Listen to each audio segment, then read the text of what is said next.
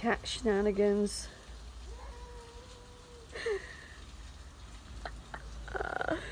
Oh, they've been yowling at each other for over an hour now.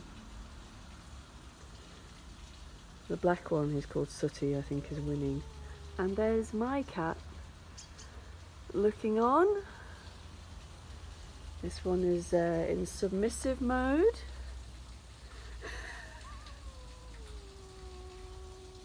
And here's the aggressor.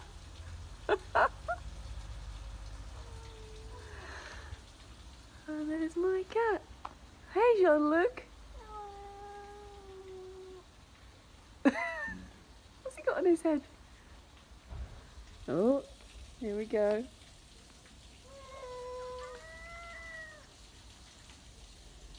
They're so intent that they don't even notice me standing here.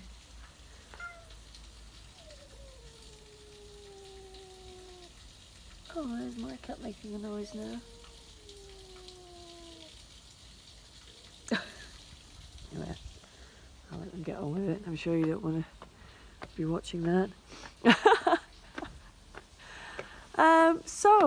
This is going to be a quick one because my battery's on like 5%. And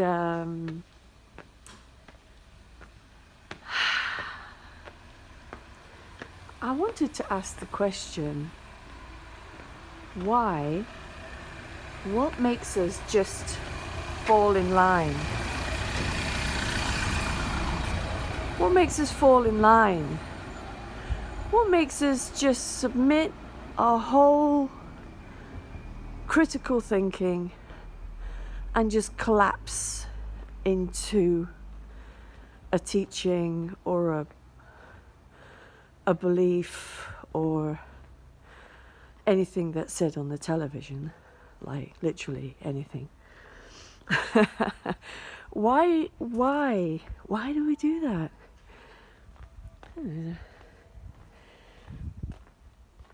It's interesting, isn't it? Because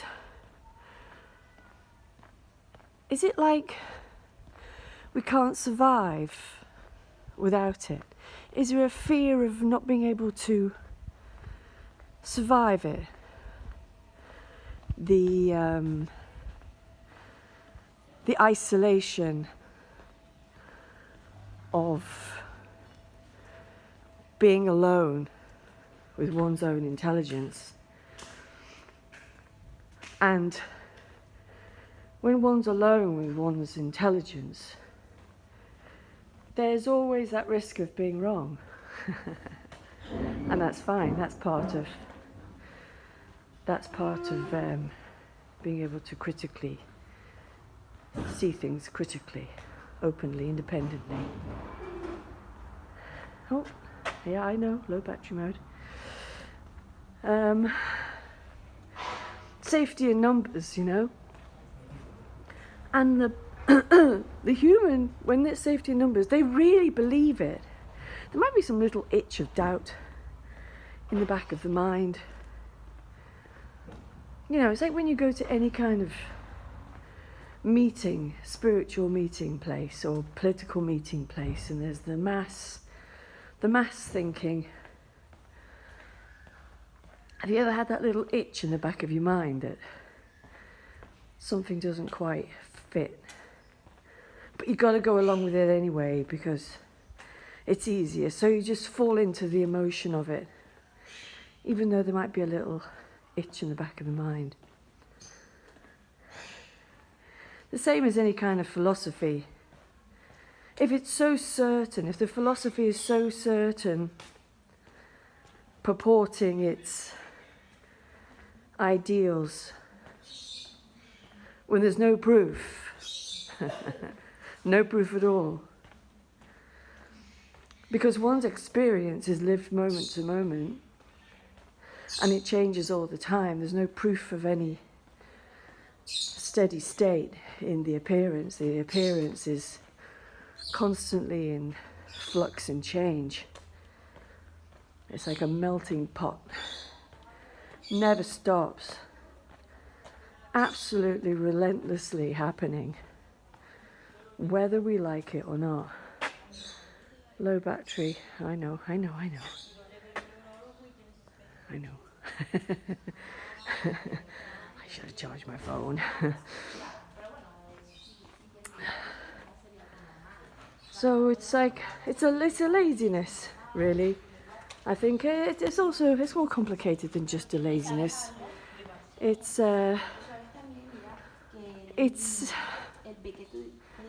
fearful to be alone. Well, one might think it's fearful to be alone, but it's not actually. It's actually very liberating to not fall into groupthink, like a mass psychosis. And even if the mass psychosis is only 10 people, it's still a mass psychosis. I don't know, there's another word for it. I can't remember what it is.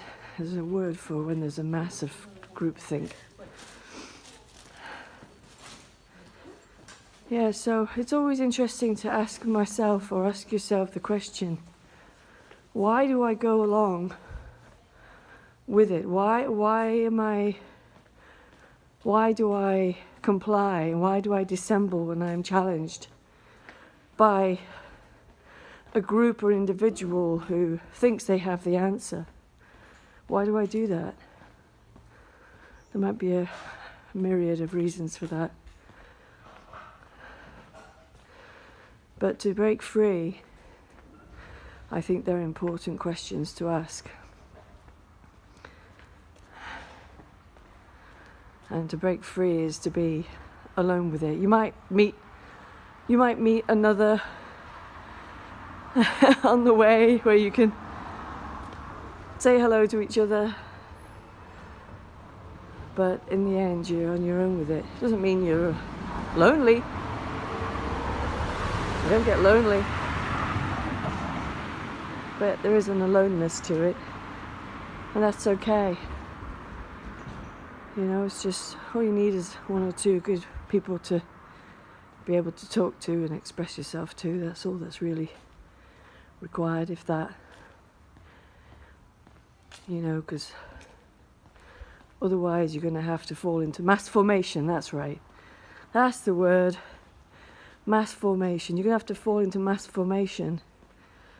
And there's always that sense of doubt about it, isn't it? Unless you're fully in there and fully compliant and have lost the plot. in full obedience to the mass formation.